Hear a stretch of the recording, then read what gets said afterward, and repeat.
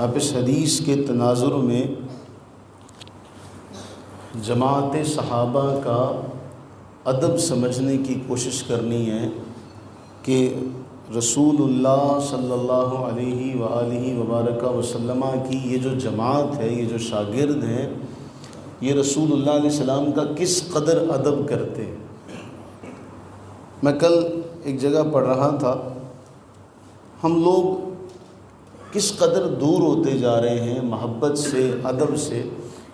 دیکھیں آپ احادیث کے ذخیرے میں کہیں بھی دیکھیں، جب بھی اللہ کے نبی صلی اللہ علیہ وسلم صحابہ سے سوال کرتے، اس کے جواب میں ایک ہی جملہ ہے جو صحابہ کرام علیہ رضوان عرض کرتے ہیں، اللہ ورسولہ اعلم، اللہ ورسولہ اعلم۔ وہ یہ نہیں کہتے کہ ہم نہیں جانتے، وہ یہ جواب دیتے ہیں یا تو اللہ جانتا ہے یا اس کا رسول جانتا ہے۔ کہیں بھی آپ دیکھیں ذخیرہ حدیث میں کبھی بھی کوئی سوال کیا گیا تو اس کے جواب میں صحابہ کی طرف سے یہی عرض ہوا، اے اللہ کے نبی صلی اللہ علیہ وسلم، یا اللہ جانتا ہے یا آپ جانتے ہیں، اللہ و رسول عالم۔ اس قدر محبت کا، اس قدر ادب کا۔ اور جو آج کی روایت ہے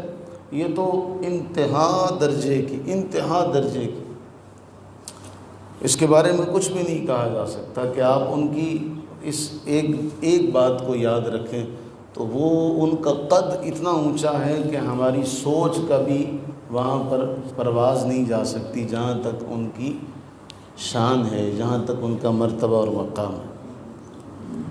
مسند احمد کی یہ روایت نمبر ہے 5284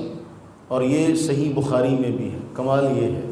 اور صحیح بخاری کا روایت نمبر ہے 5187۔ سیدنا عبداللہ ابن عمر رضی اللہ تعالی عنہما بیان کرتے ہیں، کننا نتقی کثیرا من الکلام والانبساط الی نسائنا علی عہد رسول اللہ صلی اللہ علیہ وسلم مخافۃ ان ینزل فینا القرآن۔ عبداللہ ابن عمر بیان کرتے ہیں کہ ہم رسول اللہ صلی اللہ علیہ وسلم کی حیات طیبہ میں اپنی بیویوں سے بھی زیادہ گفتگو نہیں کرتے تھے، ان سے بھی زیادہ بے تکلف نہیں ہوتے تھے۔ ہمیں ہر وقت یہ ہوتا تھا کہیں ایسا نہ ہو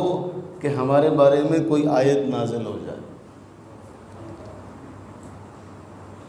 ہم اپنی بیویوں کے ساتھ بھی احتیاط کیا کرتے تھے، مخافتا، ہمیں ڈر رہتا تھا کہیں ایسا نہ ہو کہ ہم کوئی ایسا عمل کر لیں، کوئی ایسا عمل ہم سے ہو جائے کہ ہمارے بارے میں کوئی قرآن کریم میں حکم نازل ہو جائے اور پھر ہم مثال بن جائیں۔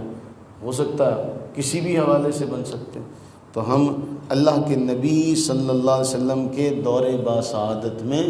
اپنی بیویوں سے بھی زیادہ بے تکلف نہیں ہوتے تھے۔ نتقی کثیرا من الکلام، ہم ان سے بھی زیادہ بات نہیں کیا کرتے تھے، انبساط، ان سے بھی زیادہ بے تکلف نہیں ہوا کرتے تھے، اس بات سے کہ کہیں ایسا نہ ہو ہمارے بارے میں کوئی آیت نازل ہو جائے۔ اور جب فلما مات رسول اللہ صلی اللہ علیہ وسلم تکلمنا، اور رسول اللہ صلی اللہ علیہ وسلم کی حیات طیبہ تک ہمارا یہی معمول رہا۔ اندازہ کریں کہ وہ اس قدر احتیاط کرتے ہیں کہ کہیں ایسا نہ ہو ہمارے بارے میں کوئی آیت نازل ہو جائے، کوئی حکم نازل ہو جائے۔ آج بے لگام لوگ جو ہیں وہ اس جماعت کے بارے میں بات کرتے ہوئے اللہ سے نہیں ڈرتے کہ جن کے بارے اللہ نے قرآن کریم میں رضی اللہ عنہم ورضوا عنہ فرمایا۔ آج جہاں سے جس کا جو جھوٹی شہرت کا طالب ہے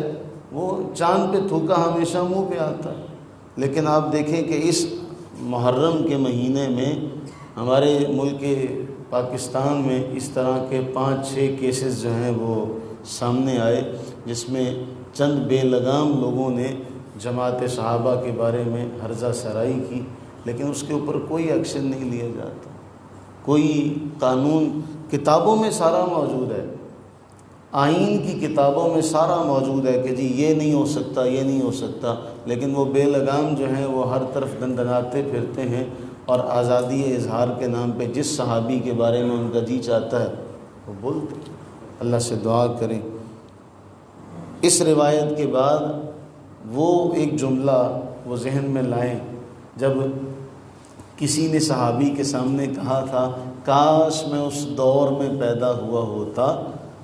تو وہ صحابی کہنے لگے شکر کرو اس دور میں مسلمان ہو،